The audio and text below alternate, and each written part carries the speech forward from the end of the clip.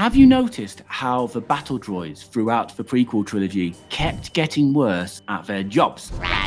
They started off in The Phantom Menace, fairly adequately skilled. And then by Revenge of the Sith, they were reduced to being bloody useless. Or ridiculous, to use the word of Matthew Wood. So Matthew Wood is Lucasfilm sound editor and voice actor. He voiced General Grievous, Poggle the Lesser, no less. Also Bib Fortunate in The Phantom Menace and The Mandalorian Season 2 post-credit scene for the Book of Boba as well. In fact, I think he was the physical form of Bib Fortunate in that post-credit scene. Plus, he voiced the battle droids in the Clone Wars. So along with his sound work, he's well placed to talk about this.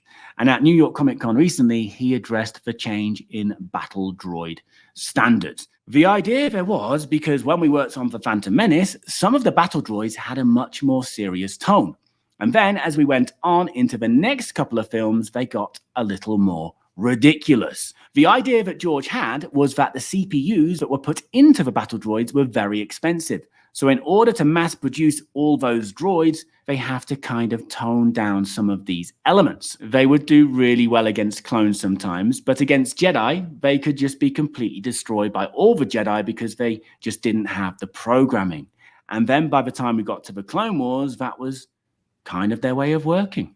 I thought that was quite interesting because it's not something that sort of kept me up at night, but I have always wondered, why did they start kind of more sinister and serious, at least in tone, in The Phantom Menace, and then just become a joke? With years of, the battles and all of the wars, the Separatists did have to cut corners, to keep up. And it would seem, therefore, that the programming was apparently the most cost-effective thing to cut back on. So yeah, this explanation from Matthew Wood does make sense. I don't know how necessary it was, but you've got to applaud George Lucas's attention to detail, even though it's quite often secretive detail. Whether it was one of those sort of ideas George Lucas had afterwards, to explain things, or whether it was a genuine idea in advance, who knows? But particularly in the Clone Wars animated series, the battle droids are, there for comedic moments, shall we say, from a certain point of view.